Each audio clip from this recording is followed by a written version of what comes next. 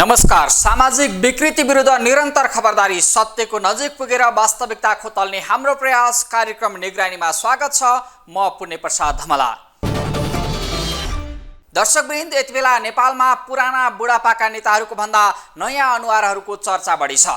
Dharan उपमहानगरका mayor Harka Sampang, Kathmandu महानगरका mayor Balendra Shah र धनगढी उपमहानगरका स्वतन्त्र mayor Gopi हमालले 750 वटा स्थानीय सरकारलाई ओझेलमा पारेका छन्। यी तीनजना जनप्रतिनिधि चर्चा र चासोका पात्रभन्दा अरू गुमनाम छन्। प्रदेश सांसद र सरकार राज्यलाई नै भार भयो भन्दै आलोचनाको तारो बन्दैछन्। 7 जना प्रदेश प्रमुख, 7 मुख्यमन्त्री, झन्डै 70 हाराहारी मन्त्री अनि उनीहरूका सल्लाहकार सहयोगी, सयौं सांसद राज्यका लागि ठूलो बोझ भन्दै बहस नै सुरु भएको छ। संघीय संसदमा समेत राप्रपाका अध्यक्ष लिङदेन, ज्ञानेन्द्र साई, रासोपाका रवि, स्वर्णिमहरू हावी हुँदैछन्। कांग्रेसमा गगन विश्वले बुढापाका नेतालाई टक्कर दिँदै गर्दा नागरिकमा अझै पनि आशाभन्दा निराशाकै कालो बादल मडारिएको छ। महँगी, कालोबजारी, घुसखोरी अनि सरकारी सेवाको ढिलासुस्तीले नागरिक आजित बन्दै गर्दा विगतका भ्रष्टाचार, अनियमितता र लुटका फाइलहरू अहिले धमाधम खुल्दैछन्। ठूला ठगी, कमिसन, भ्रष्टाचार र अनियमितताका फाइलहरू खोलिरहेको प्रचण्ड सरकारले नागरिकमा झिनो आशा भए पनि जगाउँदैछ। प्रधानमन्त्रीको सरकारी निवास रहेको बालुवाटारको 113 रोपनी सरकारी जग्गा करलप्पे खाने भिआइपी अनि सङ्गठित अपराधमाथि सुरु भएको दोस्रो चरणको अनुसन्धानमा केन्द्रित हुनेछ आजको निगरानी। हुन त यो देश भ्रष्ट नेता अनि कर्मचारी, नोटको खेतीमा रमाउने बिचौलियाहरूका कारण उभो लाग्न नसकेको देश हो। यहाँ इमान्दार देश अनि जनताको लागि केही गरौँ गर्छु भन्नेहरूलाई बेमान फटा बनाइन्छ अनि ठग फटाहरूले सङ्गठित रूपमै लुटको साम्राज्य चलाउँछन्। नक्कली भुटानी शरणार्थी प्रकरण, पशुपतिनाथ जलहरीको 11 किलो सुन गायब प्रकरणको अनुसन्धान चलिरहँदा सुरु भएको बालुवाटार जग्गा हिनामिना प्रकरणको दोस्रो चरणको अनुसन्धानले समेत यहाँ नेता, कर्मचारी, व्यापारी, बिचौलिया सबै मिलेर लुटको साम्राज्य चलाउने गरेको तथ्यलाई उजागर गरेको छ। 2076 माघ 22 मा अख्तियार दुरुपयोग अनुसन्धान आयोग मार्फत विशेष अदालतमा दर्ता भएको बालुवाटारको 113 रोपनी सरकारी जग्गा हिनामिना मार्फत गरिएको भ्रष्टाचार मुद्दा अहिले पनि विचाराधीन छ। यो मुद्दामा 175 जनालाई प्रतिवादी बनाइएको छ। ठगीमा समेत मुद्दा चलाउनु पर्ने बहस भए पनि यसबारेको कानुनी प्रक्रिया पहिलेदेखि नै रोकिएको छ। सिआइबीले 2049 सालदेखि 2070 सालसम्म 4 पटक कृत्य कागजातका आधारमा ललिता निवासको सरकारी जग्गा व्यक्तिको नाममा दर्ता भएको निष्कर्ष सहित फेरि आरोपितमाथि धरपकड थालेपछि ठूलो घोटालाको बालुवाटार प्रकरण फेरि चर्चामा आएको छ। जग्गा अनियमितताका योजनाकार भनिएका शोभाकान्त ढकाल र रामकुमार सुवेदीसँग सिआइबीले पहिले नै बयान लिइसकेको भएपछि बाँकी आरोपितहरू धमाधम पक्राउ पर्न थालेका छन्। सर्वाधिक चासोको यो अनुसन्धान जारी रहने सिआइबीको दाबी छ। 78 साल 9/22 मा जिल्ला सरकारी वकिल कार्यालयबाट जुन निर्देशन प्राप्त भइसके पश्चात यो लामो समयको अनुसन्धान केन्द्रीय अनुसन्धान ब्युरोले गरेको छ। यसमा ठुलो मेहनत छ र प्रमाणहरू जुन हिसाबले सङ्कलन गरे अघि भर्खरै हाम्रो अहिले एसएस साहबले जुन प्रस्तुति गर्नुभयो, उहाँले दिनुभएको जुन बुदाहरू छ, तथ्यहरू छ र बुझिएका व्यक्तिहरूलाई तत्कालमा बुझिएका व्यक्तिहरूको बयानहरू इत्यादिलाई गर्दाखेरि मलाई जहाँसम्म लाग्छ यो मुद्दा दर्ता नगर्ने प्रश्न नै आउँदा मुद्दा दर्ता हुन्छ, अगाडि बढ्छ र यसमा हदम्यादको सन्दर्भमा अघि भर्खरै पनि यसको कुन हामीले कुन ऐनलाई टेकेर जाँदैछौँ भन्ने कुरा स्पष्ट भइसकेको हुँदाखेरि यसमा दुविधा गर्नुपर्ने कुनै प्रश्न छैन र चलखेलको हकमा सानोभन्दा सानो मुद्दामा चलखेल गर्ने पक्षहरू रहन्छ नै। ती पक्षहरूसँग उनीहरूलाई जवाफ दिने हामीसँग यथेष्ट प्रमाणहरू छन्, यथेष्ट आधारहरू छ। त्यसले गर्दा यो मुद्दा एकदमै सही ढङ्गले अगाडि बढ्छ भन्ने कुरामा म र हाम्रो टिम पूर्ण रूपमा विश्वस्त छ। बिगोको त अहिलेको चलन चल्तीको हकमा जाँदाखेरि यसलाई फरक ढङ्गले चाहिँ जान्छ। अब यस्तो सानो माछा र ठुलो माछा भन्ने कुरा भन्दा पनि अपराधमा संलग्नता कति छ भन्ने कुरा हाम्रो लागि महत्त्वपूर्ण रहन्छ। हामी त्यो आधारमा चाहिँ जान्छौँ। पञ्चायतकालमा सरकारले मुआब्जा दिई अधिग्रहण गरेको ललिता निवासको जग्गा 2046 सालको प्रजातन्त्र पुनर्स्थापनापछि जफत गरेको भन्ने अर्थ लगाएर व्यक्तिको नाममा दर्ता गराएर ठूलो घोटालाको सुरुवात भएको थियो। तत्कालीन प्रधानमन्त्री कृष्ण प्रसाद भट्टराई नेतृत्वको सरकारले पञ्चायतकालमा राजनीतिक आस्थाका कारण कुनै व्यक्तिको जग्गा जफत भएको भन्दै अनुसन्धान गरेर फिर्ता दिने निर्णय गरेपछि बालुवाटारको जग्गामाथि चलखेल सुरु भएको पाइएको छ। जग्गा अनियमितताका योजनाकार भनिएका शोभाकान्त ढकाल र रामकुमार सुवेदीसँग लगायतका आरोपितसँग लिएको बयान र प्राप्त कागजातको अध्ययनका आधारमा सिआइबीले 2049, 2062, 2067 र 2069 सालमा गरी 4 पटक सरकारी जग्गा व्यक्तिका नाममा दर्ता भएको निष्कर्ष निकालेको छ। यसरी जग्गा दर्ता गरिँदा हरेक चरणमा कृत्य कागजातका आधारमा जग्गा व्यक्तिको नाममा गएको पाइएको छ। 2049 र 2062 सालमा मालपोत कार्यालयको निर्णयका आधारमा सरकारी जग्गा व्यक्तिका नाममा दर्ता भएको पूर्व सचिव शारदा प्रसाद त्रिताल नेतृत्वको अध्ययन समितिले नै निष्कर्ष निकालेको छ। 2067 र 2069 सालमा भने गलत कागजात तयार गरी मन्त्री परिषदको निर्णयका आधारमा व्यक्तिका नाममा जग्गा दर्ता भएको छ। सिआइबीको अनुसन्धान प्रतिवेदन अनुसार 2049 कार्तिक 25 र पुस 23 मा दिल्ली बजार मालपोत कार्यालयका मालपोत अधिकृत कलाधर देउजा समेतको संलग्नतामा ललिता निवासको सरकारी जग्गा व्यक्तिका नाममा दर्ता भएको देखिन्छ। यो प्रकरणमा मालपोत अधिकृतहरू सुरेन्द्रमान कपाली, नासु जगत पुडासैनी, खरिदार युक्त प्रसाद श्रेष्ठ, शाखा अधिकृत धर्मप्रसाद गौतम र तत्कालीन महानिर्देशक मुकुन्द प्रसाद आचार्यको संलग्नता देखिएको छ। यो निर्णयबाट राणा परिवारका शैलजा राणा, सुनीति राणा र रुक्म शमशेर जबाराले लाभ लिएका थिए। दोस्रो चरणमा शैलजाका साथै हाटक शमशेर राणा र हेमन्त शमशेर जबाराले पनि जग्गा पाएको देखिन्छ। कतिपय जग्गा अहिलेको प्रधान न्यायाधीशको निवासमा समेत सरेको छ। कृत्य कागजातका आधारमा 59 जना मोहीहरूले पनि जग्गा पाएका छन्। जग्गा पाउनेहरूलाई त्रिताल नेतृत्वको अध्ययन समितिले नै शङ्कास्पद मोही भन्दै ललिता निवास प्रकरणका मतियारका रूपमा उभ्याएको छ।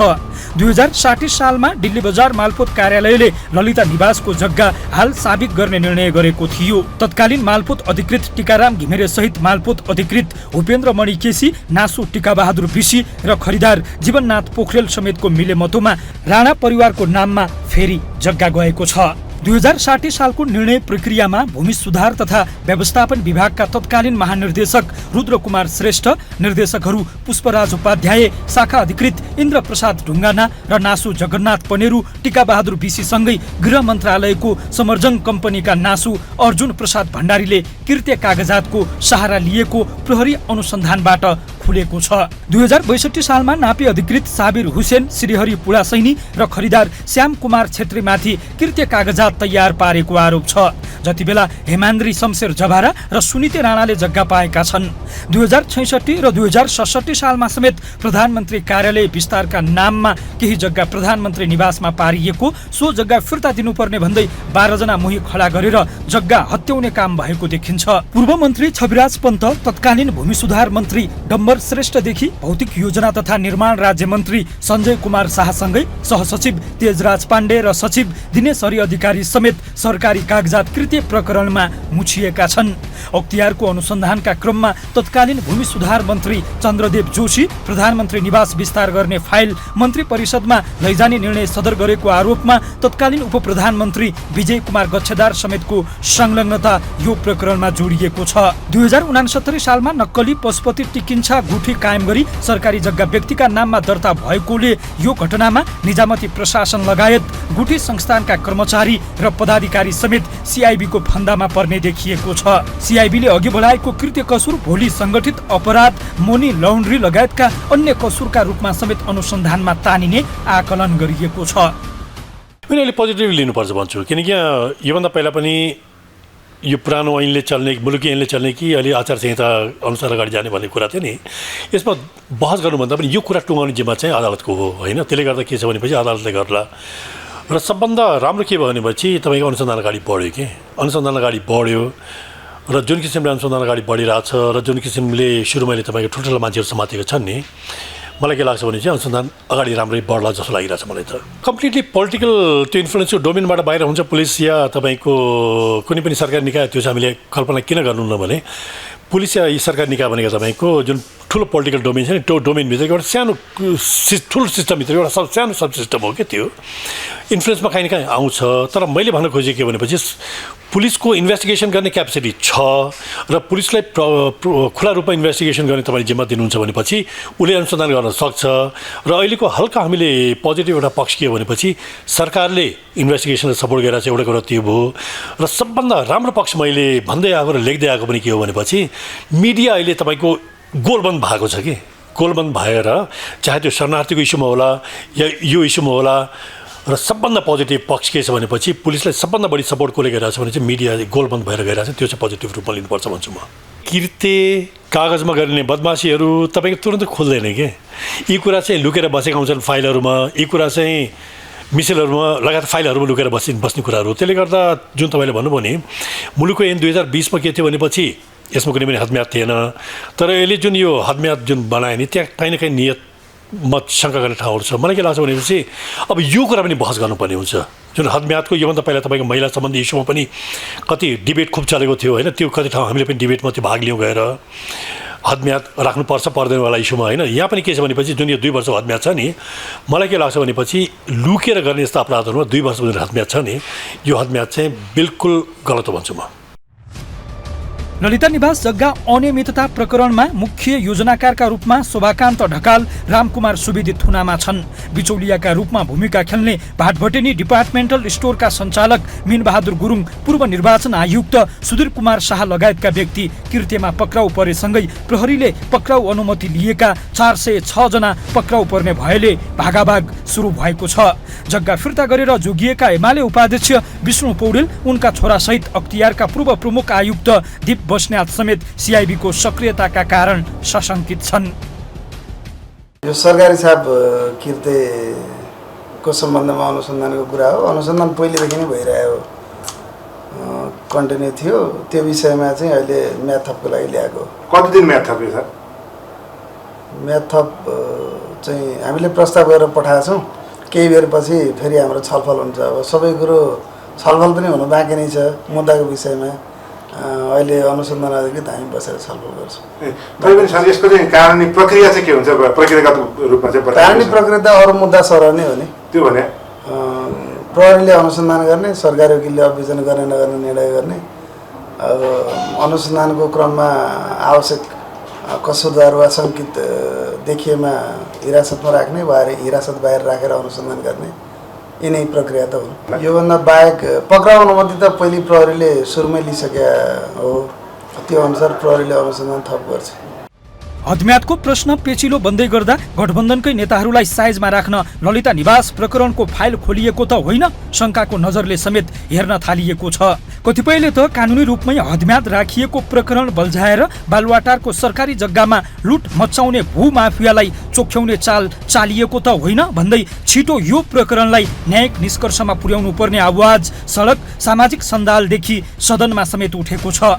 अनुसन्धान अधिकारीहरूलाई कानुन अनुसार निर्देशित गर्नुपर्ने तत्कालीन महान्यायाधिवक्ता खम्म बहादुर खाती र सरकारी वकिलको कार्यालय काठमाडौँका प्रमुख गंगा प्रसाद पौडेलले अनुसन्धान प्रतिवेदन पूर्ण नभएकाले थप छानबिन गर्नु भनी फर्काइएको फाइलमाथि सिआइबीले थालेको अनुसन्धान कहाँ पुगेर टुङ्गिन्छ अनि विशेष अदालतको विचाराधीन मुद्दामा कस्तो फैसला आउँछ, को जेल जान्छन्, कसलाई चोख्याइन्छ, चासोका साथ हेरिएको छ। बालुवाटार प्रकरणको रोकिएको अनुसन्धान अघि बढ्दा पूर्व प्रधानमन्त्री, मन्त्री, नेतादेखि व्यापारी, पूर्व सचिव, मालपोत नापीका तत्कालीन हाकिम र कर्मचारीको निन्द्रा हराएको छ। बीचमा सेलाएको बालुवाटार प्रकरणलाई सिआइबीले सरकारी कागजात कृत्यको फाइल खोलेर दोस्रो चरणको अनुसन्धानको दायरामा ल्याउँदा अब यो देशमा भ्रष्ट फटाहरू कोही बच्दैनन्, सबै जेलको चिसो छिडीमा पुग्लान् भन्ने आशा जगाएको छ। थप प्रसङ्ग जोड्नेछौँ एकैछिनको विश्रामपछि। सार्वजनिक चौर, पार्टी पौवा खुला अवकाश होइन। प्रधानमन्त्रीको सरकारी निवासकै 113 रोपनी सरकारी जग्गा करलपै निल्ने हरकत गरिएको छ यो देशमा। सङ्गठित रूपमा तहका व्यक्ति मिलेर गरिएको यति ठुलो सरकारी सम्पत्तिमाथिको दोहनमा पूर्व प्रधानमन्त्री, मन्त्री, सचिवदेखि मालपोत नापीका हाकिम, कर्मचारी, ठुला व्यापारीदेखि भिआइपी भूमाफियासम्म मुछिएका छन्। नेपाल प्रहरीको केन्द्रीय अनुसन्धान ब्युरोले 406 जनालाई आरोपित बनाएर दोस्रो चरणको अनुसन्धान थाल्दै गर्दा एक सातामै 9 जना पक्राउ परेका छन्। अरू धेरै भिआइपीहरू नै पक्राउको निशानामा छन्। बन्द रहेको बालुवाटार स्थित ललिता निवासको 113 रोपनी सरकारी जग्गा हिनामिना प्रकरणको फाइल दोस्रो चरणको अनुसन्धान भन्दै नेपाल प्रहरीको केन्द्रीय अनुसन्धान ब्युरो सिआइबीले खोलेसँगै धमाधम यो प्रकरणमा मुछिएका माफियाहरू पक्राउ परिरहेका छन्। ठुलो भिआइपी घोटाला प्रकरणमा विशेष अदालतमा विचाराधीन रहेर सुस्ताए पनि 6 दिन पहिलेबाट सिआइबीको अनुसन्धानले तीव्रता पाएको छ। गत असार 12 गते एकै दिन 7 जना सिआइबीको फन्दामा परेपछि 3 जना 2079 साउन 19 मै विशेष अदालतमा विचाराधीन मुद्दा टुङ्गो नलागेसम्म पक्राउ नगर्न भन्दै सर्वोच्च अदालतबाट स्टे अर्डर अन्तरिम आदेश देखाएर उम्किन सफल भए। भाट भट्टनीका साउजी मिनबहादुर गुरुङ सहित कलाधर देउजा, सुरेन्द्रमान कपाली, धर्मप्रसाद गौतम, भूपेन्द्रमणि केसी, गोपाल कार्की सँगै पूर्व निर्वाचन आयुक्त सुधीर कुमार शाह एकै दिन पक्राउ परेकोमा उच्च अदालतको अन्तरिम आदेश देखाएर दिल्ली बजार मालपोत कार्यालयका तत्कालीन प्रमुख कलाधर देउजा, कर्मचारी सुरेन्द्रमान कपाली र भूपेन्द्रमणि केसी प्रहरीको पन्जाबाट छुटेका छन्। पक्राउ परेर हिरासतमा राख्न नमिले पनि छुटेको आरोपित माथिको अनुसन्धान समेत प्रहरीले जारी राखेको छ। यस्तै आइतबार समेत सिआइबीले काठमाडौँ महानगरका अधिकृत शिवजी भट्टराई, नक्कली मोही बाबुराजा महर्जन र नापीका कर्मचारी घमन कुमार कार्की पक्राउ परेका छन्।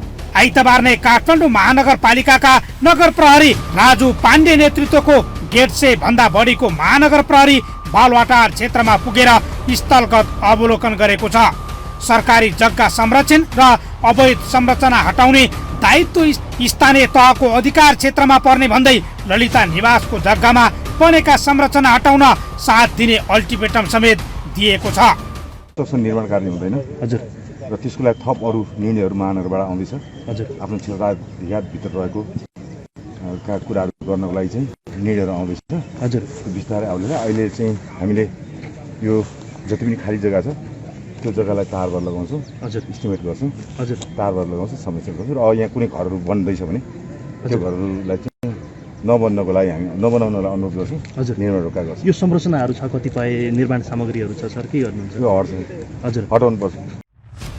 सङ्घीय सरकार अन्तर्गतको गृह मन्त्रालय मातहत भइरहेको बालुवाटार जग्गा घोटाला प्रकरण सर्वाधिक चर्चा र चासोको विषय भएकोले काठमाडौँ महानगरका मेयर बालेन्द्र र महानगर प्रहरीको टिमले चर्चा र फन्डाकै लागि यो कदम चालेको भन्दै आलोचना समेत भएको छ। धेरैले बालेनको बालुवाटार प्रकरणमा हात हालेकोमा शुभकामना दिँदै अघि बढ्न समेत सुझाव दिएका छन्। यता सोमबार समेत सिआइबीले यो प्रकरणमा आरोपितको खोजी र पक्राउको क्रमलाई निरन्तरता दियो। समर्जङ कम्पनीका तत्कालीन प्रमुख रमेश पोखरेल र नक्कली मोही देव नारायण महर्जन प्रहरीको फन्दामा पर्दासम्म दोस्रो चरणको अनुसन्धानमा पक्राउ पर्नेको संख्या 9 पुगेको छ। गृह मन्त्रालय मातहतको समर्जङ कम्पनीको नाममा ललिता निवासको धेरै जग्गा ल्याएर पछि त्यही जग्गा व्यक्तिका नाममा सारिएको थियो। 406 जनालाई बालुवाटार जग्गा प्रकरणमा निशाना बनाएको प्रहरीले आवश्यकताका आधारमा जो कोही पनि तानिन सक्ने भन्दै यो अनुसन्धान बृहत्तर रूपमा अघि बढ्ने जानकारी दिएको छ। थप अनुसन्धान गर्ने भनेपछि हामीले केही थप प्रमाणहरू जुटाउनु जरुरी छ। त्यति मात्र प्रमाण नपुग्ने अवस्था हुन्छ। त्यसमा चाहिँ थप अनुसन्धान चाहे मालपोतका कुराहरू होलान्, चाहे अरू थुप्रै चिजहरू भनौँ न, त्यो चाहिँ सबै थप प्रमाणहरू जुटाएपछि यी मान्छेलाई चाहिँ अब नियन्त्रणमा लिनुपर्छ भन्ने आधारले चाहिँ नियन्त्रणमा लिएको। अनुसन्धान भन्ने मुद्दा भन्ने कुरो चाहिँ कस्तो हो भने यसले प्रमाणले जस्टिफाई गर्नुपर्छ। प्रमाण प्राप्त प्रमाण भयो, त्यो मान्छेलाई नियन्त्रणमा जोसुकै मान्छे त्यो मान्छे अथवा त्यो व्यक्तिलाई नियन्त्रणमा लिनुपर्ने अवस्था देखियो भने प्रहरीले नियन्त्रणमा लिन्छ। यसमा खुट्टा काम्ने, मुटु डर लाग्ने भन्ने हुँदैन। त्यसैले त हामी अनुसन्धानमा पोख्त बनेका छौँ, हामी तालिम प्राप्त छौँ, हामीले चाहिँ हरेक किसिमका चाहिँ टेक्निकहरू सिकेका छौँ। फिजिकल्ली मेन्टल्ली हामी साउन्ड हुनुपर्छ भन्ने कारणै त्यही हो। त्यसैले चाहिँ यहाँ दबाव प्रभावले चाहिँ कुनै असर गर्दैन। सरकारी कागजात किर्तेबाट बालुवाटार प्रकरणको अनुसन्धान थालेको सिआइबी अहिले सरकारी कर्मचारी, बिचौलिया, व्यवसायी, नक्कली कम्पनी, नक्कली मोही लगायतका विभिन्न व्यक्ति र समूह मार्फत सयौं रोपनी सरकारी जग्गा हडपिएको दाबी सहित यो मुद्दा संगठित अपराध कसुरका रूपमा समेत अघि बढाउने तयारीमा छ। यो प्रकरणको अनुसन्धान बृहत भन्दा जग्गा हत्याउन भूमिका खेल्ने बिचौलिया, मन्त्री, नेता, कर्मचारी अनि व्यापारीसँगै किनबेचमा संलग्न मतियार समेतको भागाभाग सुरु भएको छ। भाट भेटेनी डिपार्टमेन्टल स्टोरका मालिक गुरुङ मार्फत बहस फी स्वरूप जग्गा पाएका तत्कालीन वरिष्ठ अधिवक्ता समेत रहेका हालका सर्वोच्च अदालतका न्यायाधीश कुमार रेग्मी गुरुङ परिवारबाट जग्गा खरिद गर्ने अभिताम्ब तुलाधर, नूतन श्रेष्ठ, डिम्पल बंसल, सरिता मानन्दर, नितु गुरुङ, प्रवीण ताम्राकार, भारती पाण्डे र अच्युतराज श्रेष्ठ समेत अनुसन्धानको दायरामा तानिएका छन्। ललिता निवास जग्गा अनियमितता प्रकरणको दोस्रो चरणको अनुसन्धानमा पूर्व मन्त्रीहरू विजय कुमार गच्छेदारदेखि डम्बर बहादुर श्रेष्ठ र चन्द्रदेव जोशी समेत तानिँदैछन्। अख्तियारका पूर्व प्रमुख दीप बस्नेत, पूर्व सचिवहरू छविराज पन्त र दिनेश हरि अधिकारी, बिचौलियाका रूपमा भूमिका खेलेका रामकुमार सुवेदी, माधवी सुवेदी, शोभाकान्त ढकाल, रामकुमार सुवेदी, मीन बहादुर गुरुङ सहित 406 जना प्रहरीको निशानामा छन्। अख्तियारले 175 जनामाथि भ्रष्टाचार मुद्दा चलाएको यो प्रकरणमा प्रहरीले 231लाई थप कसुरदारका रूपमा उभ्याएको छ। नक्कली भुटानी शरणार्थी प्रकरण जस्तै गरी संगठित अपराध कसुरका रूपमा यो मुद्दाको अनुसन्धान अघि बढेमा पूर्व प्रधानमन्त्री समेत रहेका एकीकृत समाजवादी पार्टीका अध्यक्ष माधव कुमार नेपाल, पूर्व प्रधानमन्त्री समेत रहेका नेपाल समाजवादी पार्टीका अध्यक्ष बाबुराम भट्टराई, जग्गा फिर्ता गरेर उन्मुक्ति पाएका एमाले उपाध्यक्ष विष्णु पौडेल, उनका छोरा सहित भिआइपीहरू समेत यो प्रकरणमा पक्राउ पर्नेछन्। अनुसन्धान कसरी अघि बढ्छ, को पक्राउ पर्छन्, अहिले नै पूर्व अनुमान गर्न कठिन भए पनि यो प्रकरणमा धेरै भिआइपीहरू जेल पुग्ने आकलन गरिँदैछ। को नामबाट तिनीहरूलाई केही पैसा दिएर फेरि तत्काल यो जग्गामा विशेष चलखेल गर्ने व्यक्तिहरूले चाहिँ त्यो नाममा पुनः आफ्नो नाममा चाहिँ तत्काल नाम सरी गरेको अवस्था देखिन्छ। यो दोस्रो अवस्था भयो। त्यसपछि पनि त्यो जग्गाभन्दा बाहिर केही जग्गाहरू अझै बाँकी रहन्छन्। यो मोही बन्ने बेला चाहिँ यो सट्टा भर्नाको नाममा गएको छ। विभिन्न मोही क्रिएट गरेर उनीहरूको जग्गा त्यो विशिष्ट व्यक्तिको निवासभित्र पर्यो भनेर त्यसको विस्तार गर्ने क्रममा को नाममा चाहिँ त्यो 2500 पनि समथिङभन्दा बढी जग्गा गएको छ। र त्यसै गरेर त्यसभन्दा बाहिर पनि अझै केही रोपनी जग्गा बाँकी रह्यो, त्यो 4 रोपनी समथिङ जग्गा त्यो विभिन्न ठाउँमा। त्यसपछि एउटा नयाँ क्रिएट हुन्छ पशुपति टिकिन्चा गुठी। पशुपति टिकिन्चा गुठीको नाममा चाहिँ विभिन्न निर्णय गरेर 3 रोपनी 12 आना जग्गा जाने भन्ने हुन्छ। तर पछि जाने बेलामा चाहिँ 4 रोपनी 14 आना जग्गा चाहिँ फेरि पछिल्लो अवस्थामा सबभन्दा अन्तिमचोटि गएको देखिन्छ। विशेष अदालतमा अहिले पनि विचाराधीन रहेको 113 रोपनी सरकारी जग्गा हिनामिना प्रकरणमा विगत जस्तै राजनीतिक हस्तक्षेप हुन्छ वा प्रहरीले बिना अवरोध सबै दोषीलाई जेल पुर्याउँछ, देशभर चासोका साथ प्रतीक्षा भइरहेको छ। ललिता निवास जग्गा प्रकरण राज्य शक्तिको दुरुपयोग गरेर गरिएको एउटा ठूलो अपराध हो। बालुवाटार क्षेत्रको 113 रोपनी जग्गा करलप्पे खाने यो खेलमा तत्कालीन प्रधानमन्त्री, मन्त्री, दलका नेता, व्यापारी, पूर्व सचिव, मालपोत नापेका तत्कालीन हाकिम र कर्मचारीको समेत मिलेमतो छ। देश लुटेर आफू र आफू नजिकलाई मालामाल बनाउने गरी भएको संगठित अपराधका कसुरदारमाथि राज्यले निर्मम कारबाही गर्नुपर्छ। प्रहरी अनुसन्धानले सबै दोषीलाई कारबाहीको दायरामा ल्याउनुपर्छ। देशभरका नागरिकले गरिरहेको यो आशा निराश नहोस्। आजलाई बिदा भयौँ। तपाईसँग कुनै सूचना, जानकारी र सुझाव भएमा हामीलाई टिपाउन वा पठाउन सक्नुहुनेछ। हामी निरन्तर निगरानीमा छौँ। नमस्कार।